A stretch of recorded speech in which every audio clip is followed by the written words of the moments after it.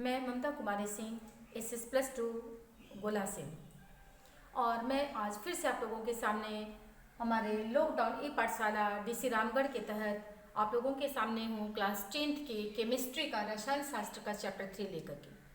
तो बच्चों, इसके पहले हम लोगों ने इस पाठ को शुरू किया हुआ है। हमने पढ़ा हुआ है कि धातु और अधातु क्या होते हैं, इनमें क्या फ़र्क होता है, पीरियोडिक टेबल में धातु का और अधातु का स्थान कहाँ पे होता है और उसमें उपधातु का स्थान भी कहाँ पे दिया गया है, ये हम लोगों ने पहले पढ़ा हुआ है। और आज हम ये देखने जा रहे हैं कि धातु और अधातु के भौतिक गुणधर्म भी हमने पढ़ा हुआ है।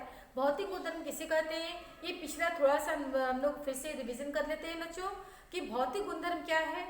भौतिक गुणधर्म हम उसे कहते हैं जब जिस चीज़ को हम छू करके, देख करके, सूंघ करके, टेस्ट करके जिस चीज़ के बारे में उसकी प्रॉपर्टी को हम बता सकते हैं उसको हम कहते हैं भौतिक गुणधर्म। लेकिन रासायनिक गुणधर्म क्या है?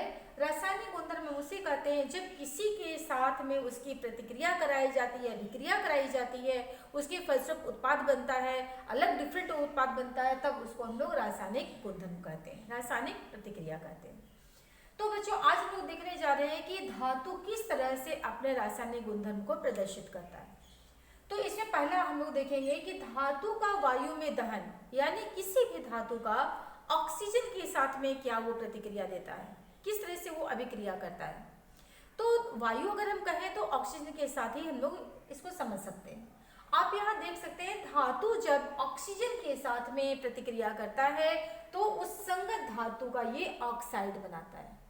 ठीक है बच्चों, जब धातु ऑक्सीजन के साथ में प्रतिक्रिया करता है तो ये उस धातु का ऑक्साइड बनाता है। उसको हम लोग यहाँ समझ सकते हैं।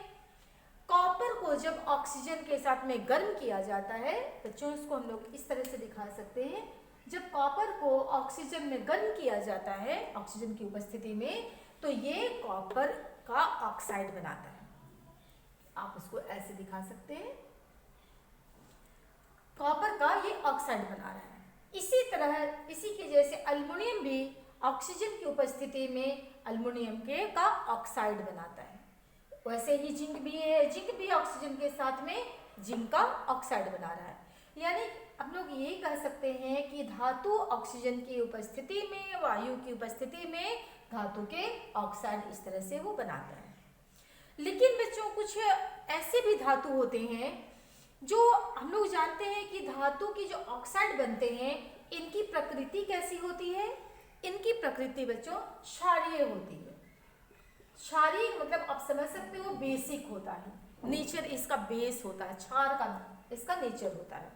तो ये जो इसका नेचर होता है क्षार का, जो ऑक्साइड होते हैं धातु के, लेकिन कहीं कहीं पे कुछ धातु ऐसे भी हैं जो इसके ऑक्साइड हैं वो एसिड के साथ में, अम्ल के साथ में और क्षार के साथ में, दोनों के साथ में रिएक्शन करके क्या बनाते हैं, लवण और जल देते हैं। ठीक है बच्चों, कुछ धातु हैं जिनकी ऑक्साइड क्षार के साथ या अम्ल के साथ में अभिक्रिया करके लवण और जल देते हैं। उसको हम लोग इस तरह से एग्जाम्पल से समझ सकते हैं। आप इधर देख सकते हैं, ये अल्युमिनियम है, अल्युमिनियम का ऑक्साइड है। अल्युमिनियम का ऑक्साइड ये अम्ल के साथ में अभिक्रिया कर रहा है, ये HCl है। अम्ल के साथ अभिक्रिया करके ये क्या बना रहा है, लवण बना रहा है, एल्युमिनियम का लवण बना रहा है। और आप यहाँ देख रहे हो इसके साथ में वो जल दे रहा है। यहाँ तो ये एसिड के साथ में अभिक्रिया कर रहा है, HCl एसिड होता है, अम्ल होता है। और फिर से आप देख सकते हो अल्युमिनियम का ऑक्साइड है वो यहाँ किसके साथ अभिक्रिया कर रहा है बच्चों, ये है क्षार के साथ। ये अम्ल है, ये क्षार है, यानी बेस के साथ में ये अभिक्रिया कर रहा है और क्या बना रहा है, फिर से ये लवण बना रहा है। इसको हम लोग बोलते हैं सोडियम एल्यूमिनेट। ये फिर से लवण बना रहा है और साथ में जल भी दे रहा है। तो बच्चों, जब कोई भी धातु का ऑक्साइड अम्ल के साथ में और क्षार के साथ में अभिक्रिया करके लवण और जल देता है तो ऐसे धातु ऑक्साइड को हम क्या कहते हैं, उभयधर्मी कहते हैं। ठीक है बच्चों, उभय का अर्थ ही होता है दोनों, उभय का अर्थ बोथ होता है दोनों। तो वो जो दोनों धर्म को निभाता है ऐसे को हम उभयधर्मी कहते हैं। बच्चों, अब आगे हम लोग देखते हैं इसका अगला गुण क्या होता है।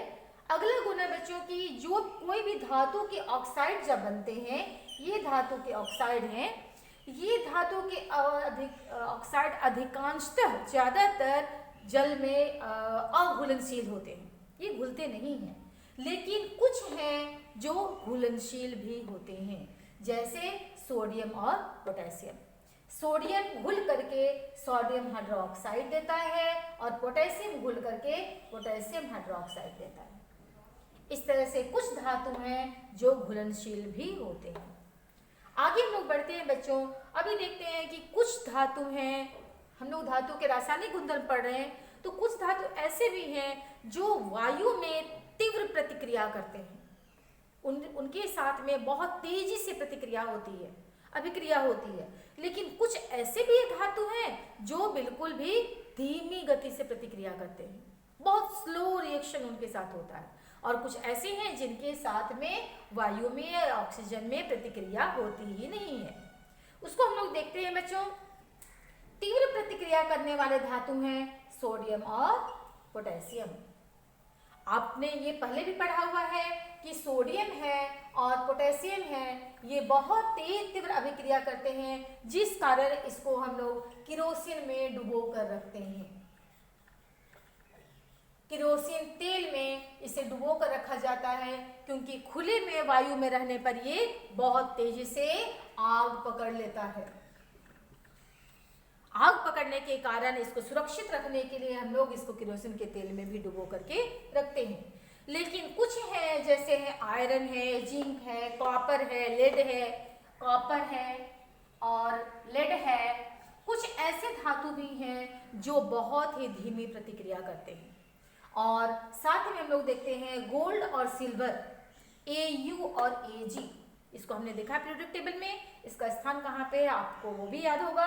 तो जो गोल्ड और सिल्वर हैं, ये दोनों वायु में बिल्कुल भी ऑक्सीजन के साथ प्रतिक्रिया नहीं करते हैं, कोई रिएक्शन नहीं करते हैं। इस तरह से हमने देखा कि धातुओं का वायु में किस तरह से प्रतिक्रिया होती है। आगे बच्चों हम लोग देखने जा रहे हैं एनोडीकरण। चूंकि वायु के साथ में अभिक्रिया हम लोग देख रहे हैं कि किस तरह से धातु वायु के साथ में अभिक्रिया करता है, तो इसी क्रम में हम लोग ये देखते हैं कि एनोडीकरण क्या है। एनोडीकरण जानना आपको इसलिए आवश्यक है क्योंकि ये भी ऑक्सीजन की परत के साथ में हम लोग प्रतिक्रिया बताने जा रहे हैं।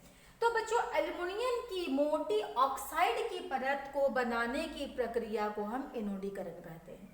एनोडीकरण अगर आप एक लाइन में जानना चाहोगे तो एल्युमिनियम की मोटी ऑक्साइड की परत जब बनाने की प्रक्रिया हम लोग करते हैं उसको एनोडीकरण कहते हैं। तो बच्चों, यहाँ होता क्या है कि जब एल्युमिनियम की एक साफ वस्तु को, साफ करने का मतलब कि वो उस पर कुछ जमा हुआ नहीं हो, वो इसे साफ वस्तु को जब हम एनोड बनाते हैं और इसको एनोड बना करके तनु सल्फ्यूरिक अम्ल, तनु H2SO4 डाइल्यूट H2SO4 के साथ में जब रिएक्शन कराते हैं और विद्युत अपघटन कराया जाता है, जब इसका एल्युमिनियम की साफ वस्तु को एनोड बना करके तनु सल्फ्यूरिक अम्ल के साथ में विद्युत अपघटन कराया जाता है, तो इस दौरान क्या होता है बच्चों, यहाँ ऑक्सीजन उत्सर्जित हो रहा है। ऑक्सीजन उत्सर्जित होकर के एल्युमिनियम के ऊपर एक मोटी परत बना रहा है। जब ये इसके साथ विद्युत अपघटन हो रहा है, ऑक्सीजन निकल रहा है, ऑक्सीजन का उत्सर्जन हो रहा है और ये एल्युमिनियम के ऊपर एक मोटी परत बना रहा है, उसकी ऑक्साइड की मोटी परत बना रहा है। और ये क्या, इससे फायदा क्या है बच्चों, इससे फायदा ये है कि ये इसको जंग लगने से, संक्षारण से बचाता है। क्या आपने सुना है कि संक्षारण क्या होता है? संक्षारण वो है जब किसी धातु का ऑक्सीजन के साथ में संपर्क होता है तो उसके ऊपर एक लेयर बन जाता है जो धातु को कमजोर बनाता है, जंग लगना जिसको हम लोग कहते हैं। तो जंग लगना को हम लोग संक्षारण कहते हैं। ये संक्षारण से बचाता है एल्युमिनियम को। तो जब हम ऑक्साइड की मोटी परत इसके ऊपर चढ़ जाती है तो ये और भी ज़्यादा सुरक्षित होता है। एल्युमिनियम ऐसे भी ऑक्सीजन के साथ में संपर्क में आता है, ऑक्सीजन के साथ जब प्रतिक्रिया करता है तो इसके ऊपर एक पतली परत बनाता है जो इसको संक्षारण से बचाता है। लेकिन जब ये काम हम एनोडीकरण करते हैं, विद्युत अपघटन होता है, तो इसके ऊपर एक मोटी परत बन जाती है जो इसको और भी ज़्यादा सुरक्षित रखती है। इस तरह से हम एल्युमिनियम के ऊपर जो ये एनोड के ऊपर एनोड बना करके इसके ऊपर ऑक्साइड की मोटी परत चढ़ा रहे हैं, इसको एनोडीकरण कहते हैं। और इस तरह से जब इसके ऊपर मोटी परत चढ़ जाती है और उसके ऊपर हम उसको रंगाई कर देते हैं, रंग देते हैं, और उसके बाद हम इसकी खूबसूरत वस्तुएं तैयार करते हैं, ये कहलाता है एनोडीकरण।